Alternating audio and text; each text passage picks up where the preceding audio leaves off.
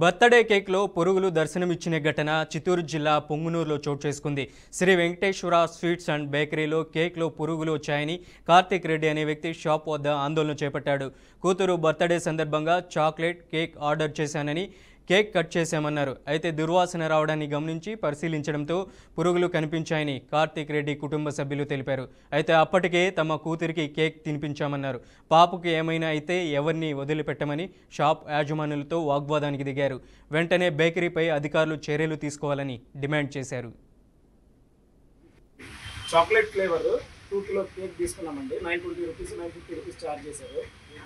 బిల్లుకి జిఎస్టీ కూడా ఇవ్వలేదు. ఇంకొకటి ఏంటంటే మొత్తం బూజు పట్టిపోయింది. More than 20 days or 30 days before prepare చేసిన కేక్ ఇది మొత్తం స్మెల్ వచ్చేసింది. తీసుకెళ్ళిన తర్వాత చిన్న పిల్లలు ఓపెన్ చేసి అర్థం కేక్ తినేశారు. చూడండి ఇంకెంత మిగిలిందో చూడండి. 75% ఆఫ్ కేక్ ఆల్రెడీ పిల్లలు తినేశారు.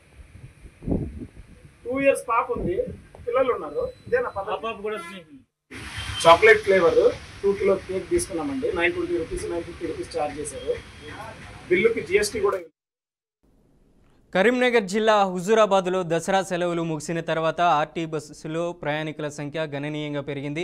నిజామాబాద్ నుంచి వరంగల్ వెళ్తున్న వరంగల్ 1వ డిపోకు చెందిన బస్ హుజూరాబాద్ బస్టాండ్లో పరిమితికి మించి ప్రయాణికులు ఎక్కడంతో డ్రైవర్కు కష్టతరమైన పరిస్థితి ఎదురైంది.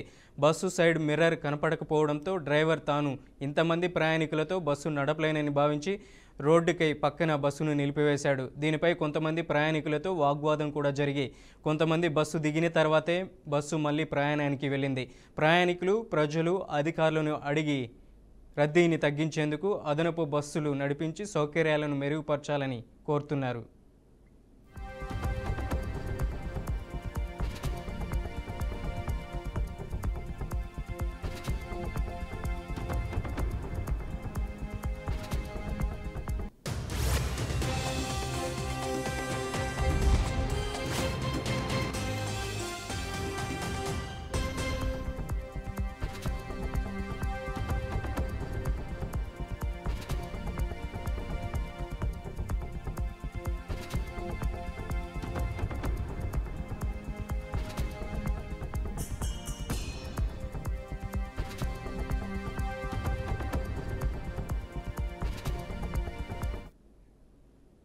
పశ్చిమ బెంగాల్, సిక్కిం, నేపాల్, భూటాన్లో భారీ వర్షాలు, వరదలు తీవ్ర నష్టం చేశాయి.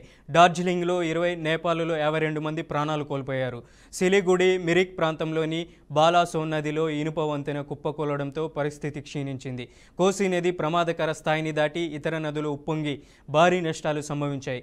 భూటాన్లో వేలాది మంది ప్రజలు వరదల్లో చిక్కుకుపోయారు. భారత సైన్యం సహాయక చర్యలో పాల్గొంటుంది. పశ్చిమ బెంగాల్ సీఎం మమతా బెనర్జీ బాధితులకు నష్టపరిహారం ప్రకటించారు. ప్రధాని నరేంద్ర మోదీ, రాష్ట్రపతి ద్రౌపది ముర్ము విచారం వ్యక్తం చేశారు. వరదలు తగ్గే వరకు పర్యాటక ప్రాంతాలు తాత్కాలికంగా మూసివేయాలని అధికారులు సూచించారు.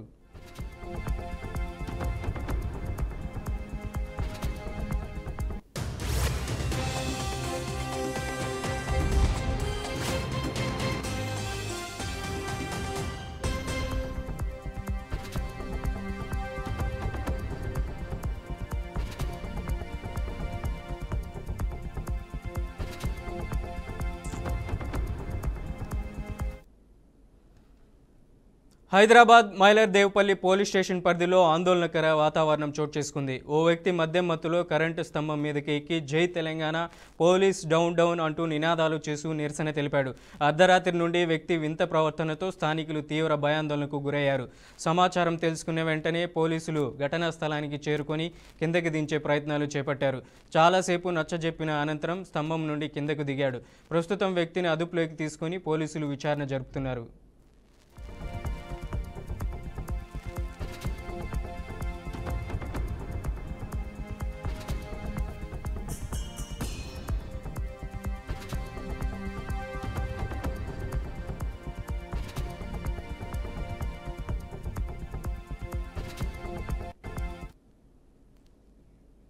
ఏపీలో ప్రజలకు మంచి జరిగిందంటే కేవలం వైసీపీ వల్లే అన్నారు మాజీ మంత్రి బొత్స సత్యనారాయణ. పార్టీ కార్యాచరణపై సమావేశమై వైసీపీ పెద్దలు కీలక అంశాలపై చర్చించినట్లు తెలిపారు. అభివృద్ధి జరిగిందంటే అది కేవలం వైఎస్ఆర్ జగన్ హయాంలో అని బొత్స సత్యనారాయణ చెప్పుకొచ్చారు. ప్రభుత్వ రంగ సంస్థ కట్టామంటే ఒక స్కూల్ కట్టినా, ఒక బడి కట్టినా, లేదు ఒక హాస్పిటల్ కట్టినా అది స్వర్గీయ రాజశేఖర రెడ్డి హయాంలో లేకపోతే జగన్మోహన్ రెడ్డి గారి హయాం తప్ప ఇంకెవరి హయాంలో కూడా ఇది జరగలేదనే అంశాన్ని మళ్ళీ మళ్ళీ మేము మీ ద్వారా ఈ ప్రధానికి చెప్తాం. అందుకు వాటిని కాపాడుకోవడమే మా ధ్యేయం. ఆ అంశం మీదే మేము నిలబడి ఉంటాం, దానికోసమే పోరాటం చేస్తాం. అందుకే ఇవాళ సమావేశంలో ముఖ్య ఉద్దేశం తీసుకున్నాం. తదుపరి మా పార్టీకి సంబంధించిన సంస్థాగతమైన అంశాలు, పార్టీ పరిస్థితికి అంశాలు కూడా మేము చర్చలో జరిగిన విషయాన్ని కూడా మీకు తెలియజేస్తాం.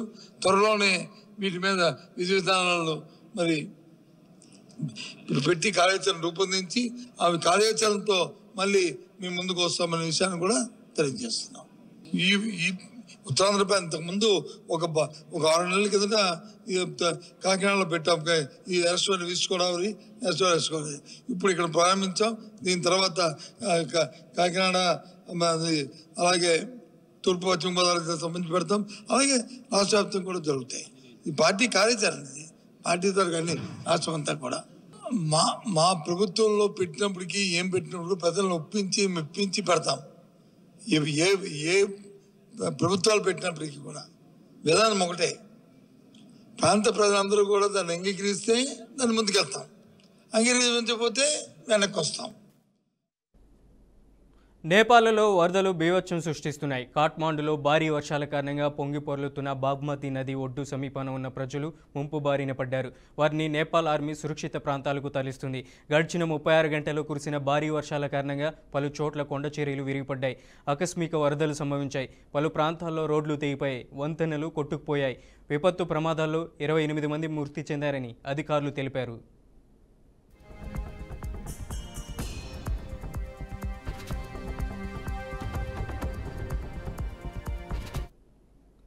భారతదేశానికి తూర్పున సరిహద్దులలో ఉన్న ఇలాం జిల్లాలో వేరువేరు ప్రాంతంలో కొండ చర్యలు విరిగిపడడంతో 18 మంది మరణించారని పోలీసుల ప్రతినిధి జినోద్ గిమిరే తెలిపారు. దక్షిణ నేపాల్లో పిడుగుపాటుకు 3 మరణించగా ఉదయ్పూర్ జిల్లాలో వరదలకు 1 మృతి చెందారన్నారు. వరదల కారణంగా 11 మంది కొట్టుకుపోయారని అధికారులు తెలిపారు.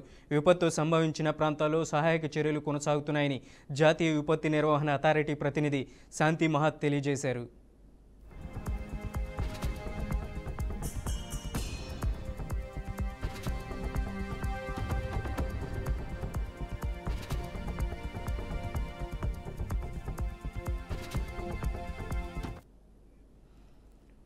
లడాక్ రాష్ట్ర హోదా కోసం పోరాటం జరగాలని సామాజిక కార్యకర్త సోనం వాంగ్చుక్ చెప్పారు. గాంధీ చూపిన అహింసా మార్గంలో దానిని కొనసాగించాలని లడాక్ ప్రజలను కోరారు. జోధ్పూర్ సెంట్రల్ జైలులో ఉన్న ఆయన ఓ ప్రకటన విడుదల చేశారు.